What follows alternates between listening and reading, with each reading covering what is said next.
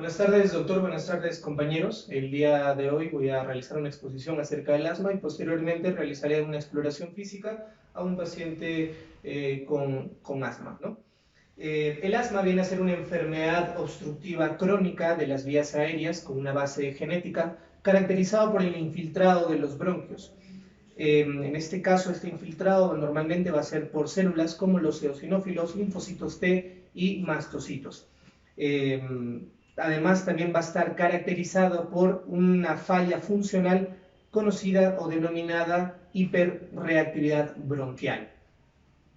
Los síntomas principales de un paciente con asma va a ser disnea, sibilancia, tos y dolor en el pecho o sensación de opresión en el pecho. La gravedad del asma se va a dar, digamos, vamos a tenerla desde un asma intermitente hasta un asma persistente grave. La clasificación del asma según la gravedad del mismo, vamos a tener, como anteriormente mencioné, a un paciente con asma intermitente. Los síntomas van a ser intermitentes y además una vez por semana. Las exacerbaciones van a ser breves, van a ser cortas, de unas horas o incluso unos cuantos días. El paciente va a presentar también síntomas nocturnos 1 a 2 veces por semana.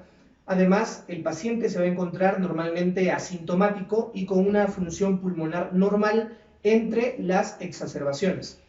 La fuerza expiratoria pico o el volumen expiratorio forzado en el primer segundo en estos pacientes vamos a encontrar con un 80% del valor esperado con una variabilidad del 20%. En los pacientes con asma persistente leve, vamos a encontrar a pacientes con síntomas una vez por semana e incluso una vez por día. Las exacerbaciones pueden llegar a afectar la vida diaria de nuestro paciente e incluso pueden llegar a afectar el sueño. Los síntomas de asma nocturna ya se van a presentar de forma, digamos, constante dos veces al mes. El volumen expiratorio forzado en el primer segundo o la fuerza expiratoria pico en nuestro paciente va a ser de un 80% con una variabilidad de un 20 al 30%. El asma persistente moderado, aquí ya vamos a tener a un paciente con síntomas diarios. Las exacerbaciones van a llegar ya a afectar directamente la actividad diaria del paciente y además el sueño. Los síntomas de asma nocturno se van a presentar una vez por semana. Vamos a tener a pacientes también ya con un uso diario de beta-2 antagonistas de acción corta y además también el volumen expiratorio forzado en el primer segundo o la fuerza expiratoria pico de nuestro paciente se va a encontrar en un 60 y 80% del valor esperado con una variabilidad del 30%. Ahora, vamos a tener por último a un paciente con el asma persistente grave. Aquí nuestro paciente ya va a presentar síntomas continuos, exacerbaciones también frecuentes y los síntomas frecuentes, o mejor dicho, va a tener ya síntomas frecuentes de un asma nocturno. La actividad física va a estar totalmente limitada por los síntomas asmáticos y la fuerza expiratoria pico o el volumen expiratorio forzado en el primer segundo va a tener un valor de un 60% del valor esperado con una variabilidad del 30%. Bien, entre los factores de riesgo y los elementos desencadenantes del asma vamos a tener a factores endógenos y los factores ambientales. En los factores endógenos vamos a tener a pacientes con obesidad, con alguna infección viral a edad muy temprana, el género, las etnias, las atopias y además también la predisposición genética. En los factores ambientales vamos a tener alérgenos en espacios cerrados, alérgenos en espacios abiertos, tabaquismo pasivo, es decir, que las madres al momento de estar gestando hayan consumido cigarrillos. Además también la alimentación, las infecciones de las vías respiratorias y además también el acetaminofén o paracetamol. Ahora, en los elementos desencadenantes del asma vamos a tener a los alérgenos, el ejercicio o la hiperventilación, el dióxido de azufre y gases irritantes, vamos a tener también el estrés, el aire frío, fármacos como por ejemplo los beta bloqueadores y el ácido acetilsalicílico, o además también vamos a tener algunos productos irritantes como los aerosoles caseros. Bien, en estos momentos vamos a realizar el examen físico a nuestro paciente de su sistema respiratorio, en donde vamos a seguir un patrón, el cual va a ser la inspección, la palpación, la percusión y la auscultación. En la inspección vamos a puramente observar a nuestro paciente. Para ello, el paciente tiene que tener el tórax, digamos, totalmente descubierto. Vamos a inspeccionar si es que tiene alguna herida superficial o alguna masa sobresaliente que nos pueda llamar la atención. Vamos a observar, bueno, vamos a ver dos cosas, tanto el tórax estático como el tórax dinámico. En el tórax estático vamos a ver la simetría de su tórax, vamos a ver también, digamos, el diámetro antero-posterior, si se encuentra normal. También dentro del tórax dinámico, es decir, la mecánica ventilatoria, vamos a ver si es que las respiraciones de nuestro paciente son rítmicas o no. Vamos a ver también la profundidad de su respiración. En pacientes asmáticos hay que recalcar que en lo que viene a ser el tórax estático, el diámetro antero-posterior se puede ver afectado, ya que el diámetro antero-posterior puede, digamos, aumentar, ¿no? En lo que viene a ser el tórax dinámico, el paciente puede tener una frecuencia respiratoria aumentada. Incluso también vamos a encontrar algunos tirajes, es decir, el uso de la musculatura accesoria, como por ejemplo los músculos accesorios intercostales, los escalenos o el esternocleidomastoideo. Bien, el siguiente paso vamos a realizar la palpación. Aquí nosotros, la palpación nos va a permitir, digamos, valorar la superficie muscular de nuestro paciente. Vamos a buscar algún tipo de tumoración, como anteriormente también mencioné, o alguna superficie que pueda estar, digamos, que pueda causarle dolor a nuestro paciente. ¿De acuerdo?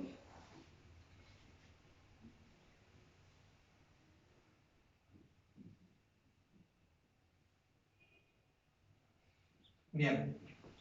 Luego de esto vamos a buscar las vibraciones, las vibraciones anormales en los 3/3, tanto anterior como posterior de los pulmones de nuestro paciente, en ambos pulmones.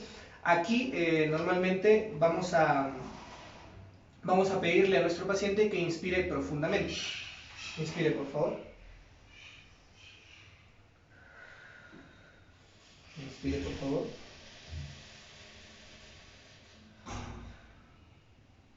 Inspire.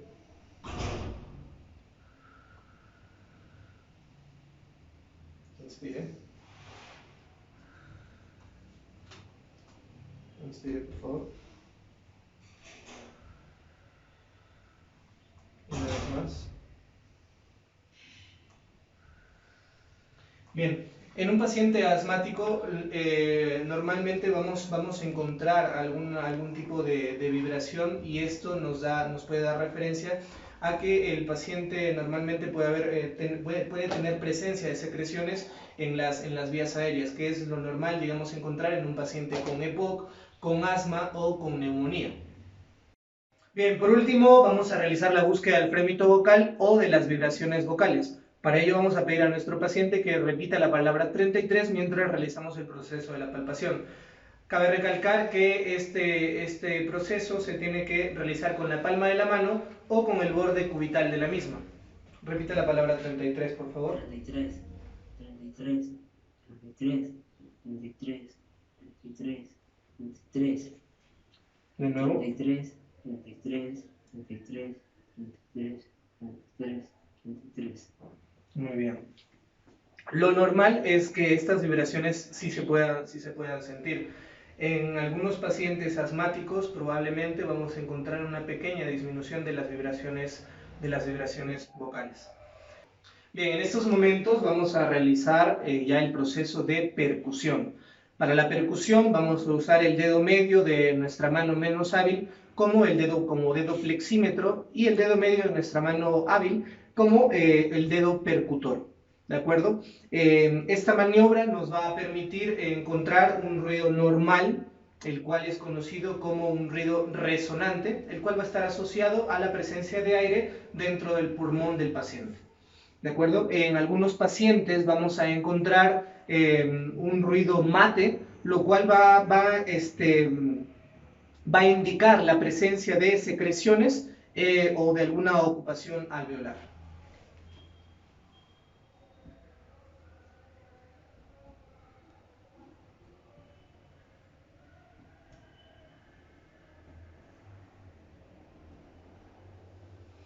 Bien, por último vamos a realizar el proceso de la auscultación. Para ello vamos a hacer uso de nuestro estetoscopio. Se debe auscultar ambos campos pulmonares desde la parte, bueno, de la parte posterior a la parte anterior. Vamos a ir desde los ápices pulmonares hasta las bases.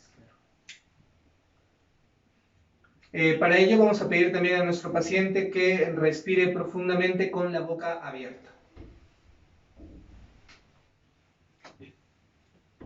Respire, por favor.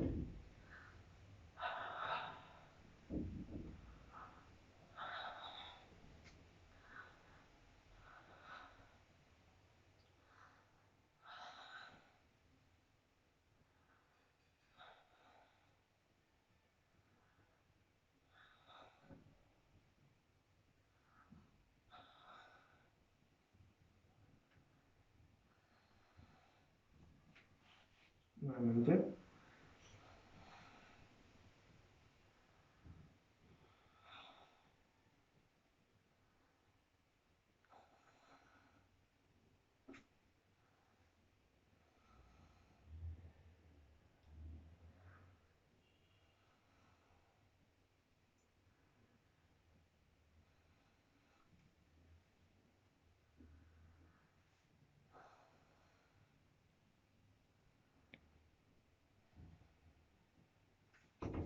Bien. Normalmente en nuestro paciente, en un paciente normal, digamos, el murmullo vesicular se va a encontrar, digamos, presente, ¿no? de manera normal. Puede haber, digamos, un murmullo vesicular aumentado o un murmullo vesicular disminuido. En pacientes asmáticos vamos a encontrar, digamos, un murmullo vesicular disminuido. Y además vamos a encontrar también la presencia de las sibilancias que anteriormente las había mencionado. Y estas se van a escuchar generalmente a la hora de la expiración. Eso vendría a ser toda la exploración física de un paciente de su sistema respiratorio. Muchas gracias. Gracias.